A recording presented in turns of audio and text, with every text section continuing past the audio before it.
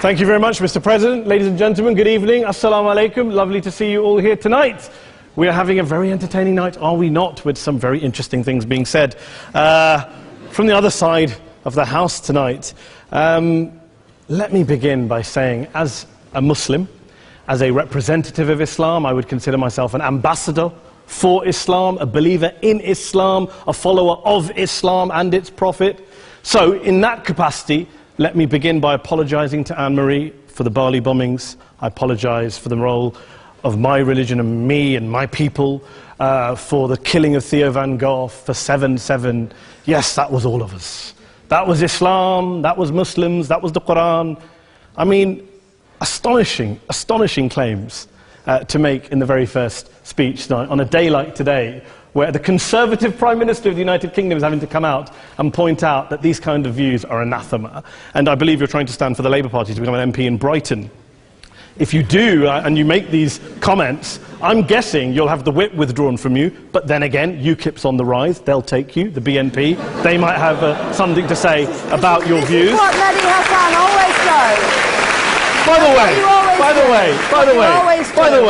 way, just on a factual point, since we heard a lot about the second speaker, about how backward we Muslims all are, on a factual point, you said that Islam was born in Saudi Arabia. Islam was born in 610 AD. Saudi Arabia was born in 1932 AD. So you were only 1,322 years off. Not bad? Not bad start there.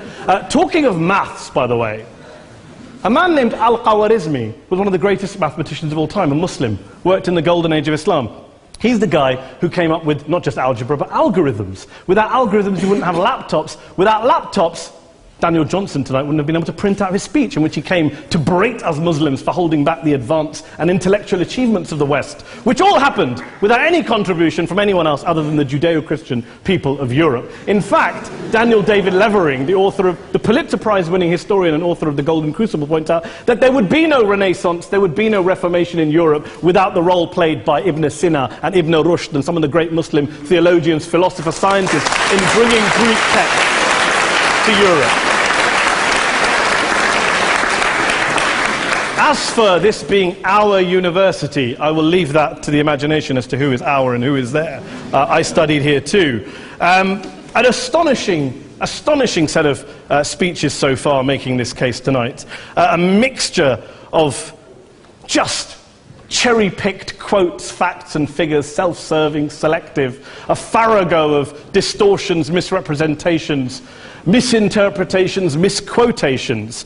Daniel talked about my article in the New Statesman, which got me a lot of flack, where I talked about the anti-Semitism that is prevalent in some parts of the Muslim community, which indeed it is. Of course, I didn't say in that piece that it was caused by the religion of Islam. In fact, modern anti-Semitism in the Middle East was imported from, finish the sentence, Christian, Judeo-Christian Europe, where I believe some certainly bad things happened to the Jewish people. In fact, Tom Friedman, Jewish-American columnist in the New York Times, told me in this very chamber last week that he believed, had Muslims been running Europe in the 1940s, 6 million extra Jews would still be alive today. So I'm not going to take lessons in anti-Semitism from someone who's here to defend the Judeo-Christian values of a continent that murdered 6 million Jews. Moving swiftly on.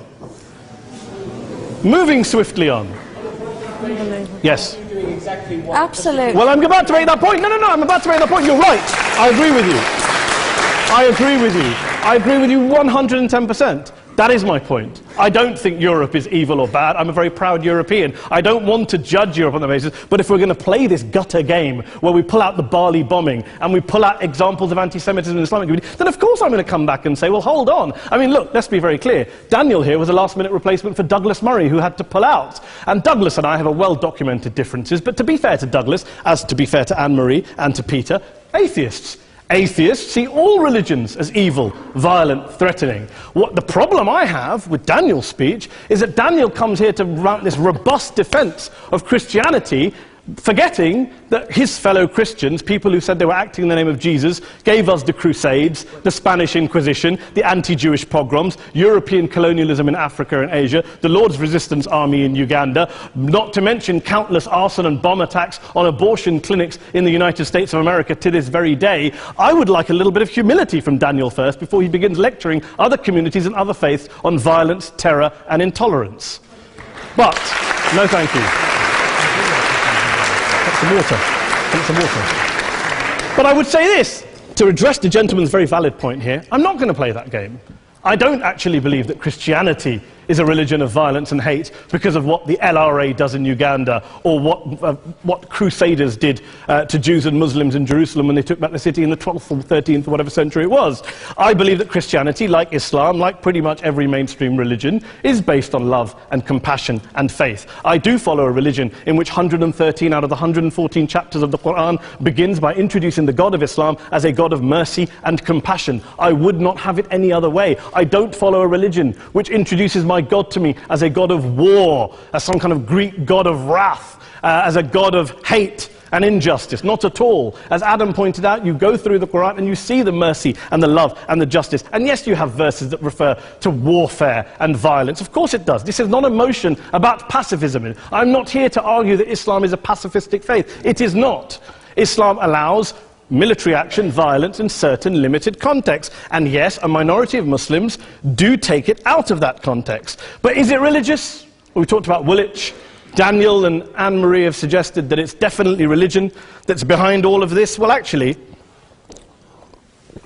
what I find so amusing tonight is we're having a debate about Islam.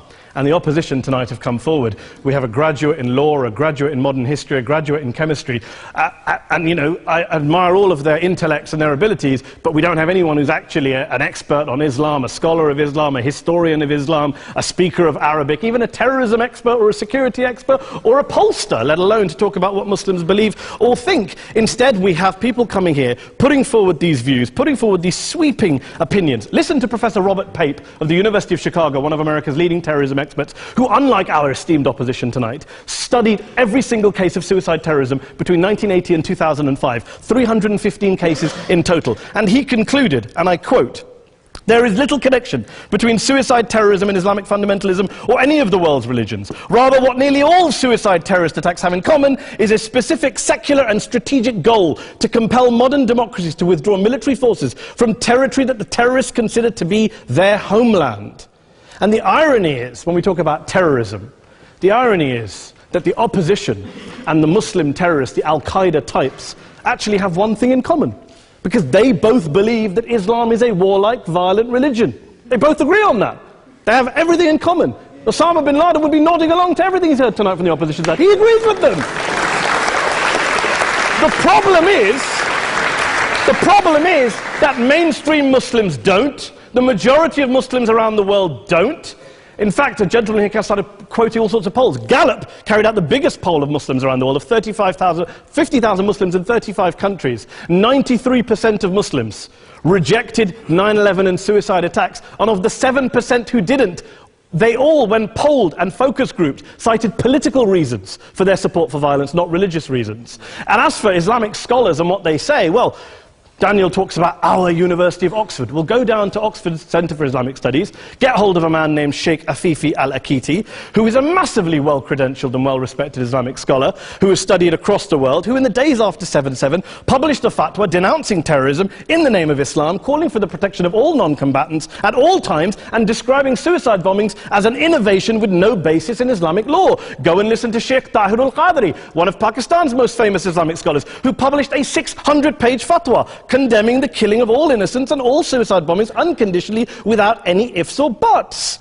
There's nothing new here. This is mainstream Islam, mainstream scholarship, which has said this for years. You don't go out and kill people willy-nilly in the high street or anywhere else, on a bus or a mall, based on verses of the Quran that you cherry-pick without any context, any understanding, any interpretation, or any commentary. Point of information. Please. Well, it doesn't happen, apparently. I didn't say it doesn't happen at all. I never said it didn't happen. I don't blame Islam. Yes, it's a very good point. And a lot of us are campaigning against that. And we're campaigning against it in the name of Islam. We're campaigning against it in the name of various interpretations of Islam. Anne-Marie comes and scares us with her talk of Sharia law. I would like to see the book of Sharia law. It doesn't exist. People argue over what Sharia law is. And you empower the extremists by saying there is only one version. You empower them all. I don't believe you took any interruptions, Anne-Marie, so I think you should stay there for a moment. Several countries. Here's what we're dealing with. Here's what we're dealing with. We are dealing, I took your point. Here we are dealing with a 1400-year-old global religion, followed by 1.6 billion people in every corner of the world, a quarter of humanity, of all backgrounds, cultures, ethnicities. And yet the opposition tonight wants to generalize, stereotype, smear, in order to desperately win this debate. And here's my question, if we're going to generalize and smear. If, okay, people say yesterday's bombers, and we've got to be careful, there's a trial going on, were yesterday's attackers, motivated by Islam? Big debate. I don't believe they were. Let's say they were. Let's say Faisal Shahzad, the Times Square bomber, was motivated by Islam. Let's assume, for sake of argument, that Richard Reeves, the shoe bomber, was motivated by Islam. If Islam is responsible for these killings, if Islam is what is motivating these people, and Islam is therefore not a religion of peace, a religion of war, then ask yourself this question: why aren't the rest of us doing it? Why is it such a tiny minority of Muslims are interpreting their religion in the way that the opposition claim they are? Let's assume there are 16,000 suicide bombers in the world. There aren't. Let's assume there are for the sake of argument. That's 0.001% of the Muslim population globally. What about the other 99.99% of Muslims who the opposition tonight either ignore or smear? The reality is that the rest of us aren't blowing ourselves up tonight. The reality is that the opposition came here tonight not worried about the fact that me and Adam might pull open our jackets and blow ourselves up tonight because we're followers of a warlike warrior religion which wants to take over Europe and Daniel's university. The issue is this. The issue is this. Unless the opposition can tell us tonight, and Peter Atkins is here, one of our great atheist intellectuals, can tell us tonight, can answer this question tonight: why don't the vast majority of Muslims around the world behave as violently and aggressively as a tiny minority of politically motivated extremists? Then they might as well give up and stop pretending they have anything relevant to say about Islam or Muslims as a whole. Ladies and gentlemen, let me just say this to you. Think about what the opposite of this motion is.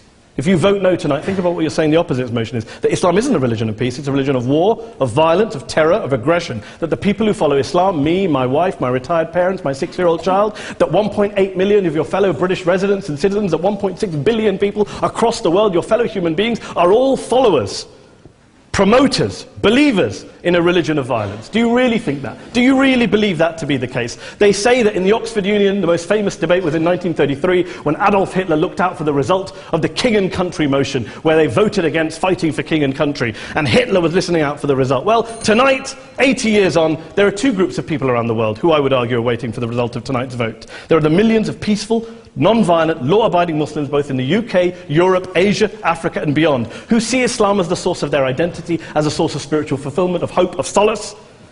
And there are the phobes, the haters, the bigots out there who want to push the clash of civilizations, who want to divide all of us into them and us and ours and their. Ladies and gentlemen, I urge you all not to fuel the arguments of the phobes and bigots. Don't legitimize their divisions. Don't legitimize their hate. Trust those Muslims who you know, who you've met, who you hear, who don't believe in violence, who do want you to hear the peaceful message of the Quran as they believe it to be taught to the majority of Muslims, the Islam of peace and compassion and mercy, the Islam of the Quran, not of Al-Qaeda. Ladies and gentlemen, I beg to propose this motion to the House. I urge you to vote yes tonight. Thank you very much for your time.